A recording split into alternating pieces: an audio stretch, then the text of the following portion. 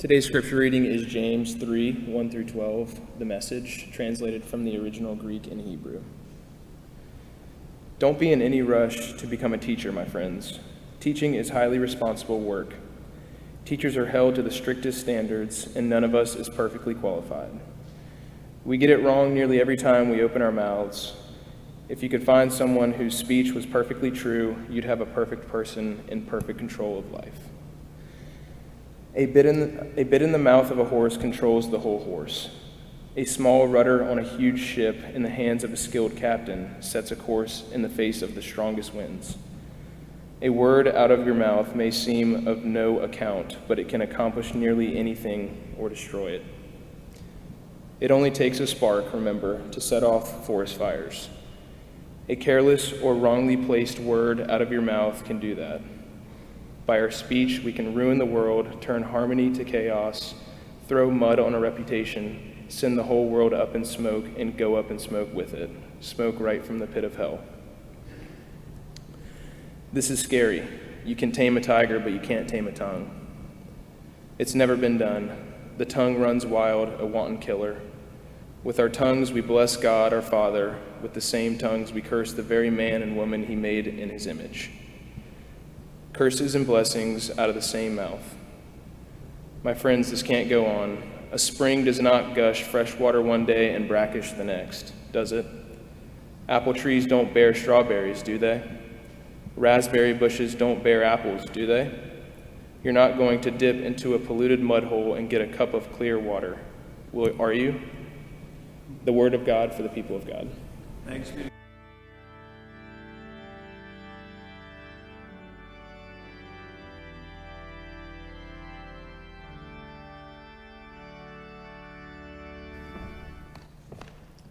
Will you pray with me?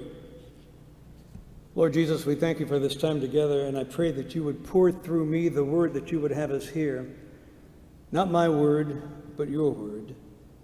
Not my opinion, but your word that will touch us at our point of need, Lord, and give us strength to be the people you're calling us to be. So I pray this in confidence, because I pray in the strong name of Jesus, the risen and the reigning Christ. Amen.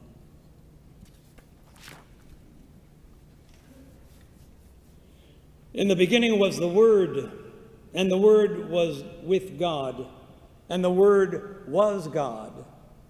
Through God all things were made, and without God nothing was made.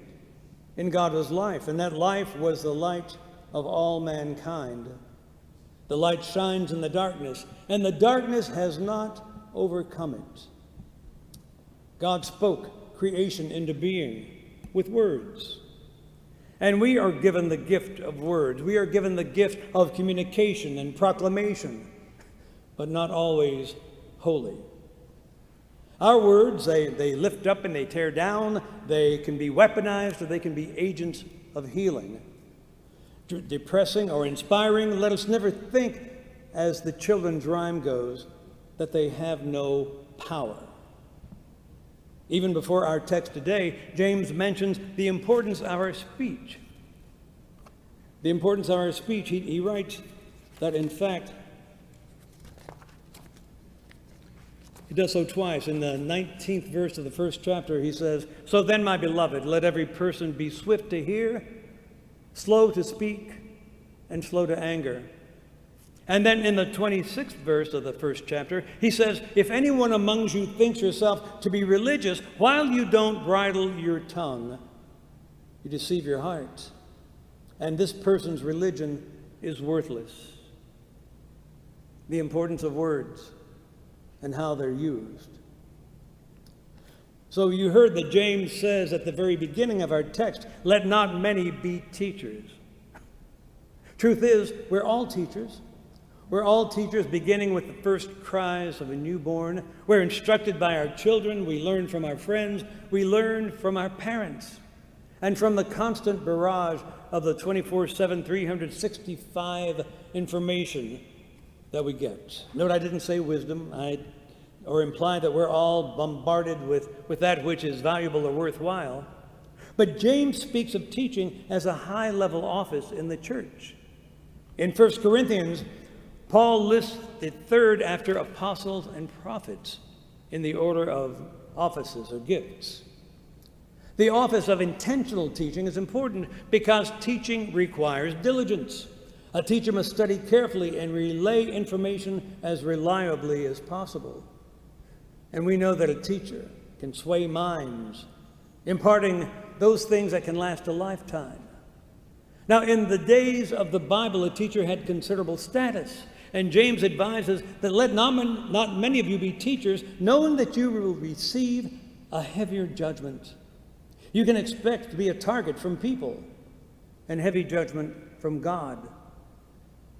Jesus warned it would be better for a person if a millstone were hung around his neck and he were thrown into the sea, rather than he should cause one of these little ones, either a child or someone new in the faith, to stumble. The tongue is small, but it boasts great things. And then James gave 3 examples of the bit. You put a bit into the mouth of a horse so they may obey us. We guide their whole body. Well, some of us can. Or the rudder.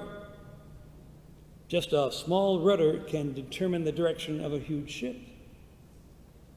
And then see how a small fire can spread to a large forest. A tongue is a fire, James says. This is the third metaphor. The world of iniquity, James says, the unrighteous world among our members is the tongue. Now, we can only imagine that James observed a lot and may have experienced just a world of hurt to describe the tongue in that way. But James is simply following Jesus' lead. You know, Jesus said, as the temple authorities had come to scope him out, chiding Jesus because his disciples hadn't washed their hands before they ate, Jesus said this in Matthew. He said, "That which enters into the mouth doesn't defile the person, but that which proceeds out of the mouth defiles the person. The things which proceed out of the mouth come out of the heart, and they defile. For out of the heart comes forth evil thoughts, and murders, and adulteries, and sexual sins, and thefts, and false testimony, and blasphemy. But nobody can tame the tongue," James says. "It's restless. It is a restless evil, full of deadly poison." But James takes it one more step. He says the tongue is not only restless, but it's a restless evil. And here's the most confounding thing. With it we bless our God, and with it we curse people who are made in the image of God. What an irony. What an irony that we bless God with our tongues and we curse people made in God's image and beloved by God with the same tongues. Don't you look at people sometimes and say, do you really eat with that mouth? It's hard to imagine what comes out. And then James says, these things ought not to be so. Duh. These things ought not to be so. But our tongues simply give expression to the feelings of our hearts and the thoughts of our minds, and therefore we seek God's help in eliminating the evil in our hearts and our minds. You've heard me reference telos, T-E-L-O-S before. The moment, the goal of completion, living life through in compliance, in sync with the nature of our creation as the image of God. You know, in nature, plants produce fruit of their own kind. They're consistent in their fruit bearing. But we are creatures in the image and the likeness of God. Of God. So we must not, we should not, could not, but must be consistent and consonant with God's righteousness and love. In the 12th verse he says that thus no spring yields both salt water and fresh water. One day while living as a recluse in Maine, Henry David Thoreau noticed that his privacy was being invaded by a group of workers. So when he investigated, he learned that they were putting up some wires.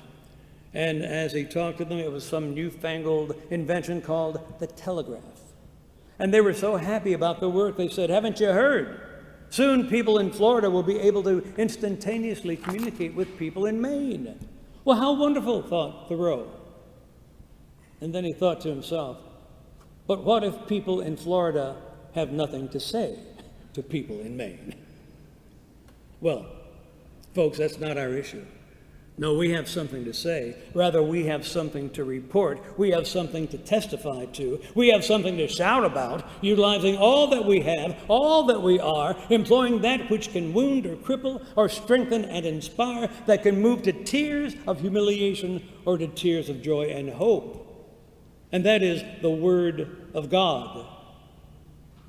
An ancient legend, sometimes attributed to the Dutch humanist Erasmus, recounts the return of Jesus to glory after his time on earth. Now, even in heaven, he bore the marks of his sacrifice, and as he got there, all the angels gathered around and hugged him, and then Gabriel stepped forward. Gabriel, who said, "Master, you've suffered terribly down there. Do they know? Do they appreciate how much you love them and what you did for them?" And Jesus replied, "Oh, no. No, not yet. Right now, only a handful of people in Palestine know."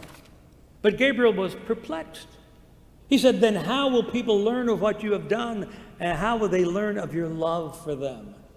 And Jesus said this. He said, "I've asked Peter, James, and John, and a few more friends to tell others about me. And those who are told will tell others in turn. And my story will be spread to the farthest reaches. Ultimately, all of humankind will have heard." Well, Gabriel was skeptical. He knew what poor stuff humans were made of, he thought, not realizing that we are made of the same dust as the stars. He said, "Well, yes, but what if Peter and James and John grow weary? What if the people who come after them forget?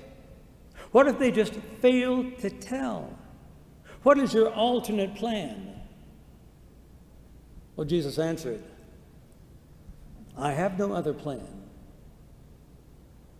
I thought about that and imposed my own snark on Jesus. It's like, well, I have no other plan. I need no other plan. No, Jesus just said, there is no other plan.